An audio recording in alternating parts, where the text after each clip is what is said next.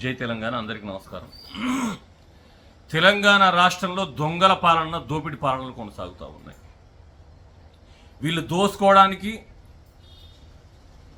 దొంగతనాలు చేయడానికి, రాక్షస పాలన కొనసాగించడానికి అడ్డు అదుపు లేకుండా పోతూ ఉన్నాయి. తెల్లవారితే నీతులు చెప్పి పబ్బం గడుపుకునే బండి సంజయ్, రేవంత్ రెడ్డి అండ్ కో ఇవాళ ఏ మూలకు ఏ సూర్లో అన్నారు? ఎందుకు నోర్ల మెదుపుతలేరు? ఇటు పోతా ఉన్నది మీ ఆలోచన విధానం? అసలు అక్కడ ఏం లేకున్నా రంకు అంటగట్టి రాక్షసానందం పొంది బదనాం చేసి సంకలు గుద్దుకున్న ఈ బ్యాచ్ అంతా ఇవాళ ఎందుకు నోర్లు మెదుపుతలేదు? సిగ్గుండాలే బండి సంజయ్, నీకు ఏం మాట మాట్లాడుతున్నావు? ఇద్దరు పక్కపోండి, ఇద్దరు సాధువులను పెట్టుకొని, ఇద్దరు పీఠాధిపతులను పక్కన పెట్టుకొని నా కొడుకు చేసిన నేను కలిసి ఉన్నాం, విడిపోయినాం అన్నాడు.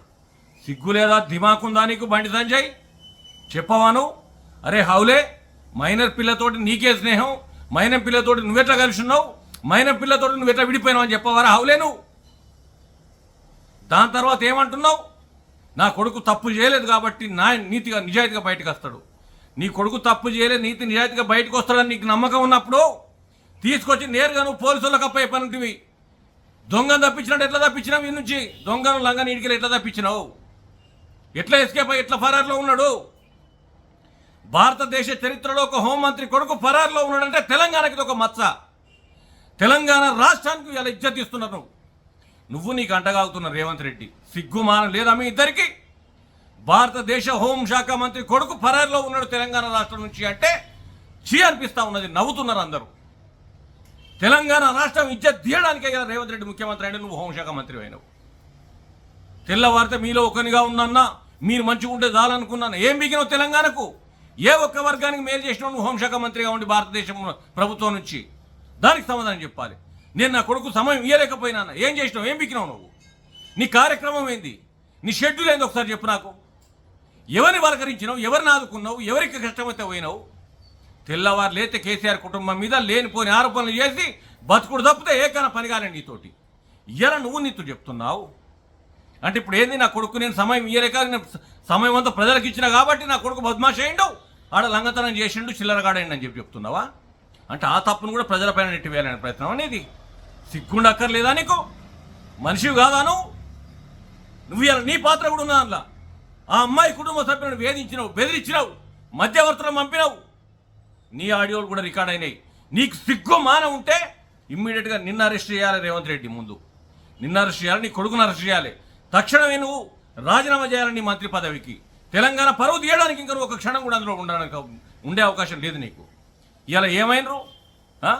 మసీదుల మీదకి బాణాలు ఎక్కువ కట్టిన వాళ్ళు, ఏని కరాటే కళ్యాణ్ అని చెప్పి ఎగిరెగిరి పడ్డోళ్ళు, ఆ ఆకులను పీకలను ఆమె ఒక ఆమె, వీళ్ళంతా ఏ సూర్లో అన్నారు? ఎందుకు బయటకు వస్తలేరు? ఏలాంటి ఫిర్యాదు లేకున్నా మహిళా కమిషన్లు ఉరికురికి కేసులు బుక్ చేసినాయి. ఇవాళ ఎందుకు పోతలేవు మహిళా కమిషన్లు? ఇవాళ ఎందుకు నోటీస్ ఇస్తలేవు మహిళా కమిషన్లు? అంటే రేవంత్ రెడ్డి, బండి సంజయ్ గారు ఆడుతున్న ఆటలో ఒక అమ్మాయి కుటుంబం, ఆ అమ్మాయి బలి కావన్నా? ఎందుకు ఎటుపోతున్నది మీ పాలన? సిగ్గు అనిపిస్తలేదా? మేము దండి నీతిమంతులం అని చెప్పారు కదా, ఎటువైపు మేర మీ నీతి? నీ కొడుకు చెప్పి నీ కొడుకు ఇచ్చిన ఫిర్యాదు ఏమున్నది? 50,000 రూపాయలు ఇచ్చినా నేను అంటే నీ దగ్గర 50,000 తీసుకునేంత దీనస్థితిలో వాళ్ళు ఉన్నారా? అంటే డబ్బులతోటి అధికారాంతో ఉపయోగించి ఇవాళ మీరు సిట్లు గిట్లు వేసింది ఎందుకు? సాగదీయడానికి కాదా? ఏమి లేకున్నా కమిషన్లు, విచారణలు అని చెప్పేసి ఇబ్బంది పెడుతున్న నువ్వు కేసీఆర్ గారిని, కేటీఆర్ గారిని, హరీష్ రావు గారిని, బీఆర్ఎస్ నాయకులను ఇవాళ ఏం ముఖ్యమంత్రి అని అడుగుతా ఉన్నావు. సమాధానం చెప్పాలి నువ్వు. దీనికి ఎందుకు స్పందిస్తలేవు? సమాధానం చెప్పాలి దీనికి.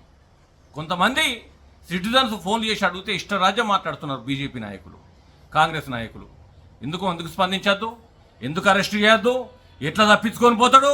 ఎన్ని రోజులే వాళ్ళు ఇబ్బంది పడుతున్నారు ఆ కుటుంబం? ఎందుకు మీరు ఇప్పటిదాకా నోలు మెదపలేదో సమాధానం చెప్పాలి. నీకు సిగ్గుంటే నీ కొడుకు నీతిమంతుడు నువ్వు ఏ రకంగా చెప్తున్నావు? సరే, నీతిమంతుడు అయితే తీసుకొచ్చి నువ్వు అప్పయ్యపరంటివి, చట్టం ముందు పెట్టనుంటివి. చట్టం ఏ శిక్ష వేయనో వేసేది. కానీ అన్ని చేతులు దులుపుకొని కొడుకుని తప్పించి ఇవాళ నువ్వు ఇంకా నీలుగుతున్నావు సిగ్గుమానం లేకుండా. నేను ఒక్కొక్కని అంతు చూస్తా, ఒక్కొక్కని సంగతి చూస్తా, నేను ఎవరిని వదిలిపెట్ట అంటే నీ కొడుకును మంచిగా ఈ అమ్మాయిలను నాశనం చేసుకుంటా, పిల్లగాళ్ళను కొట్టుకుంటా, ఈ గంజాయి దాక్కుంటా, దందలు చేసుకుంటా ఎగురుతా అంటే అబ్బా బండి సంజయ్ శబాష్ అంటేనే మంచోళ్ళ. అంటే నీ కొడుకు బట్టె బాదుగాడు, నీకంటే కొడుకు అంటే బట్టె కాదు బాదు నువ్వు అంటే మా అంతు చూస్తావా? ఎవరిని వదిలిపెట్టావా? ఏమిస్తావు అంటే నువ్వు హోంశాఖ మంత్రిగా ఈ నిన్ను ప్రశ్నించిన వాళ్ళని వేధించుడేనా నీ కార్యక్రమం? ఇంతమందిని ఇబ్బంది పెట్టిరు మీరు. ఇవాళ ఏమైంది మీ తెలివి? ఇవాళ ఎందుకు నోరు మెదుపుతలేరు? ఇప్పటికి కూడా భారత రాష్ట్ర సమితి నాయకత్వం హుందాగా వ్యవహరిస్తూ ఉన్నది. తప్పుంటే శిక్షించమని అడుగుతున్నది. మీ లెక్క చిల్లరగాన లెక్క మీ చిల్లరగాన లెక్క వరదలేదు. అది కేసీఆర్ గారి నాయకత్వానికి ఉన్న గొప్పతనం. తప్పుంటే తప్పును శిక్షించండి, దోషులను కఠినంగా శిక్షించాల్సిందే అని చెప్తున్నా తప్పుదా. మీ లెక్క నోర్లు వారేసుకుంటలేదు. బిడ్డ ఇంకా కూడా సిగ్గుమానం తెచ్చుకొని నువ్వు మంత్రి పదవికి రాజీనామా చేయాలి. కరీంనగర్ గడ్డ మీద ముక్కు భూమికి రాసి క్షమాపణ చెప్పాలి. ఇంకా నువ్వు మంది మీ దగ్గర ఏదో తప్పించుకుంటానని చెప్పేసి మేకపోతు గాంభీర్యాలకు పోతే ఎవడు నేను కుక్క కూడా దేకదు. రేవంత్ రెడ్డి నువ్వు చరిత్రహీనులు. తెలంగాణ నుంచి తెలంగాణ పరువు తీయడానికే జాతీయ పార్టీ నాయకులుగా రేవంత్ రెడ్డి, బండి సంజయ్ ఇద్దరు కలిసి ఢిల్లీ ముందట మా ముఖాలు నల్లముఖం చేసినారు. తక్షణమే మీరు రాజీనామా చేయాలని చెప్పేసి మేము డిమాండ్ చేస్తూ ఉన్నాం.